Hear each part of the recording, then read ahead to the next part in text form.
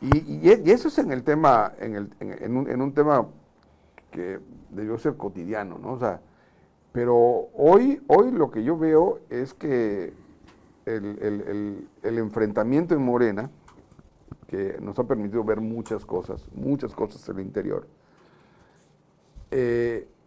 la presidenta le dice a su partido que le va a mandar una carta, que por qué no vale que hagan campañas anticipadas, refiriéndose a la muchacha esta, senadora, a la senadora de Chihuahua que quiere ser gobernadora, sí, Andrea Chávez, que mucha gente dice que es apoyada por Adán Augusto y que su novio se apellida Mendieta y que también es jilguero de la 4T. El caso es que lo que yo veo grave y lo veo alejado de poner orden jurídico y legal, es que la presidenta se contraria porque están adelantándose los tiempos. No la contraria a los millones que la muchacha ha exhibido. Que adelantó ella también. Y vuelvo al origen del tema. O sea, tú no puedes criticar a nadie cuando tú fuiste parte del mismo tema, ¿no? Y creo que ahí es donde tiene una flaqueza la presidenta, porque con qué calidad moral le puede decir, oye, tú no te adelantes. Sí, ella estuvo 2 años y medio adelantada, sí, pero para la presidencia. Era mi sombra. Y al final del día, la presidenta no va a poder ir a fondo en el tema de todo lo que estamos viendo en el caso del crimen y las ilegalidades, porque de manera directa ella fue beneficiada. A ella le permitió llegar a la presidencia de la República. Claro. Entonces, ¿con quién se va a pelear? ¿Con el presidente anterior o con los que hacían el negocio para beneficiar a la 4T? Ese es el verdadero problema. Y aquí yo creo que vale la pena que la gente entienda que cuando un partido se prostituye externamente y cuando deja que gentes externos al partido se metan a manejar el gobierno, el colapso que sigue es fenomenal. Y aquí en Yucatán tenemos un caso bastante alarmante. Pero es que realmente en el caso de Morena no dejó que entre, es que esa es la naturaleza de Morena. Morena así se construyó, así se formó, con las alianzas precisamente con los criminales, para poder ascender rápidamente a las posiciones y tener los recursos suficientes para poder pues costear todo el enorme gasto que han realizado. Está a la vista de todos, no lo estamos inventando. Todo lo que se ha gastado en las campañas son inexplicables y luego cuando cooptan al INE, cuando entran sus gentes al INE, pues eso ya no se dice que habían cosas ilegales en el manejo de los recursos. Fíjense cuánto dinero negro en todas esas negro cosas. Desde el narcotráfico, sí, que es uno. Las grandes obras que fueron las financiadoras, a través de ellas se financiaron muchísimas campañas y se siguen manejando de esa manera por la opacidad, desde luego, el sobreprecio y todo lo demás que hay detrás de eso. Por ejemplo, solo Tren Maya, de 250,000 millones que decía, ya llegó a más de medio billón. Y el resto... Y sigue. Quedó? Pero además nadie puede pedir cuentas porque sí, está prohibido, está bloqueado. Lo definieron como una obra de seguridad nacional. La semana pasada, en una sesión en el Congreso, Movimiento Ciudadano vota aliado con Morena para darle opacidad a todo ese tipo de cosas. Pues. Claro. Entonces ahí también hay una convivencia.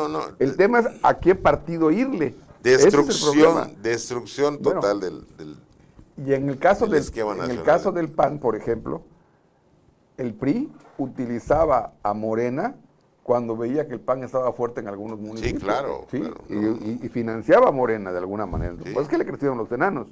¿Así? Y entonces vemos que la pudrición en el sistema político mexicano pues nos tiene en este lugar, porque también hay que decirlo, la sociedad no participa.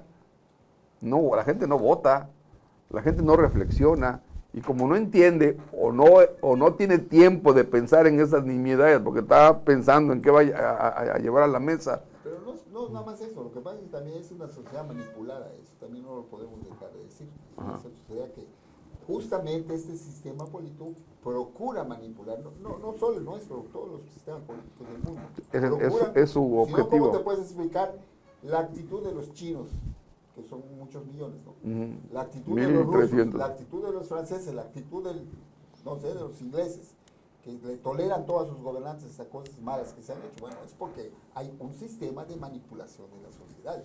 Bueno, y este es el caso de nosotros, pero volviendo al tema de Morena, aquí lo que llama la atención y hay que señalarlo desde mi punto de vista es que la descomposición de ese partido se dio de manera muy veloz. Porque llegaron al Muy poder veloz, muy rápido. claro, Y no como, solo y por como eso, crecieron la tanto. forma en que llegaron, Exacto. con quiénes llegaron, qué tuvieron que hacer, qué tipo de alianzas tuvieron que hacer para Ujú. poder llegar al poder. Creo que todo Y esto. eso les va a costar, eso Claro. prontísimo. Bueno, ya les está costando. Tengo una duda, ya en este caso creo que hemos hablado bastante sobre el tema. Ujú. Tengo un pendiente, pero si quieres esperamos al último. No. No. El asunto es, ¿a quién benefician los aranceles? A nadie. Sí, sí hay. Tiene que haber alguien. A ver, en el siglo XVIII, XVII, XIX, 19. un presidente de Estados Unidos empezó con la idea de poner aranceles para proteger a su país. Y terminó dándose cuenta que es al que invoca Trump ahora en la imposición de aranceles, y terminó llevando al país a una situación Sí. precaria y terminó liberando todo el tema. Pero tú no puedes ser un personaje que ganas una guerra, como ganó Estados Unidos con los aliados, ganaron la guerra, y hablas de la libertad y todo ese rollo, y luego te cierras y empiezas a restringir la libertad a los demás. ¿Por qué? Porque eres el poderoso del tema. Pero la guerra no la ganaron, está hablando de la guerra mundial. De la Segunda Guerra. Recesión, la gran recesión Fue antes. fue antes. Fue antes. Fue 29, Fue 20, 30, claro. 32, algo así. Ajá. No, el detalle es que en un principio puede parecer que el ganador es quien empieza a poner los aranceles. Porque luego, estos espejos finalmente rebotan y empiezan a aplicarte también a ti. Y ninguno de los dos gobiernos, pueblos mejor dicho, resulta beneficiado No, con ninguno. este acto. Perjudicas a los consumidores y perjudicas a los productores. Y a los consumidores también. Sí, a los porque son consumidores igual. recíprocas todos. Sí, claro. O sea, perjudicas a productores y consumidores de tus países.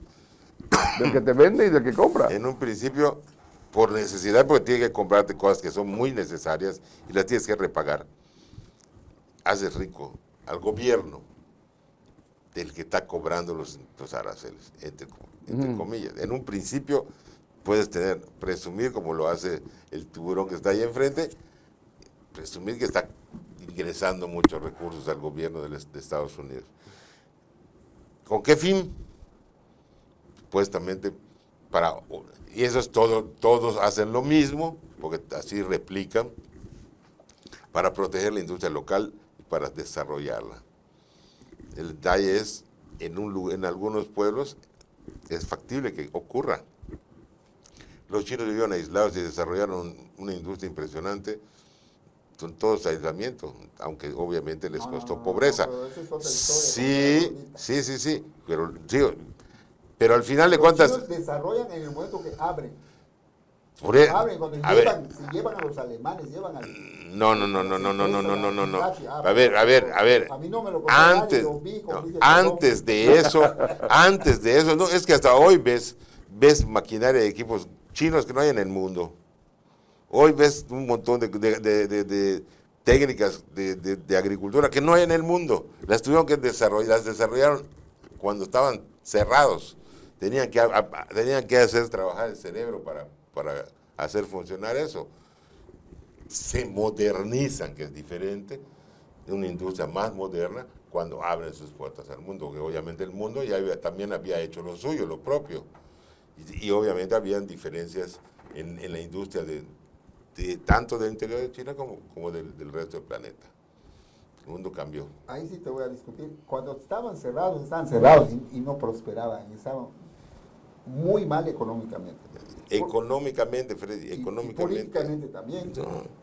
En la época de Mao. Claro, en la época de Mao. No estoy hablando de Mao, estoy hablando mucho antes todavía. Estoy La- hablando de la muralla china, esta fue la verdadera cierre que hubo. Lo de Mao siguió funcionando, aunque obviamente había una pobreza extrema. Una precarización Pero de... ellos nunca fueron, ¿sabes? Siempre fueron comerciantes, aún antes de la muralla y durante la muralla china, siempre fueron comerciantes. El fuerte de los chinos era el comercio.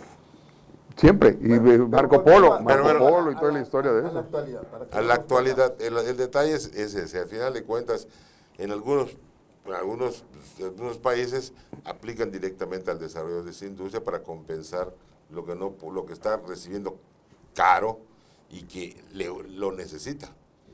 Pero México, por ejemplo, pues, ¿a quién le da?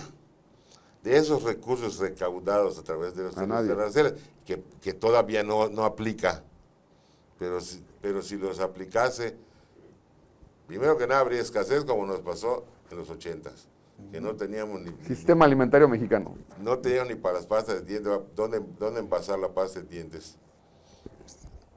¿Qué es lo que ocurre en México? Que la lana que se recauda termina en los bolsillos de alguien, en otra cosa que no es necesariamente la de sustituir elementos que no podemos comprar en el extranjero, no estamos importando. Y aquí, ¿quién decide o quién les da? Por el gobierno no va a ser una fábrica de envases de crema dental. Pues ahí acaban de comprar un hangar para que metan el mantenimiento de los aviones de 1500 que lo va a manejar ¿Quién lo va a manejar? el ejército. Y dices tú, bueno, si Pero estamos haciendo esas estupideces... Pero pues, no está sustituyendo la producción del exterior para producirlo localmente. ¿Quién nos va a surtir de chips? un ejemplo clarito. Es decir, México era un buen productor de café y exportábamos café. Y había una ventanilla en la Secretaría de Agricultura donde se inscribían todos los productores de café. Y el fondo del café, el Instituto Mexicano del Café, creo que se llamaba, iba monitoreando los precios del café y se preparaba para garantizarle a los que vendían el café la protección, porque ellos tenían el manejo del café. Entonces, inyectaban recursos para proteger a los cafetaleros y de alguna manera vendían ese café en el mejor momento que hubiese un pico. Si lograban rebasar el precio del mercado internacional, o el mercado internacional rebasaba el peso base que le habían pagado al cafetalero, les repartían esa diferencia y se quedaban con un pequeño para volver a hacer otra vez la bolsa. Esa ventanilla la cerraron empezando el gobierno de Andrés Manuel, como cerraron todo el tema agrícola. Ve lo que pasa en agricultura, ve lo que pasa en miel, ve lo que pasa en sorgo, en maíz, todo. Si en algún momento hemos tenido que... esas en las básicas. Sí, ser importadores de todo, es ahora. Estamos importando maíz, pues, trigo, sorgo, todo. ¿Por qué? Porque como además traen el dogma de que no puede ser transgénico, porque no entienden que el tema del transgénico no es un tema cancerígeno, pues quieren proteger todo lo local y lo que se producía acá. Pero al final del día lo que tienen que hacer es producir lo que nos están demandando y que tiene buen mercado, no lo que necesitamos. No vamos a producir ¿Ya nos vamos, José? transgénicos.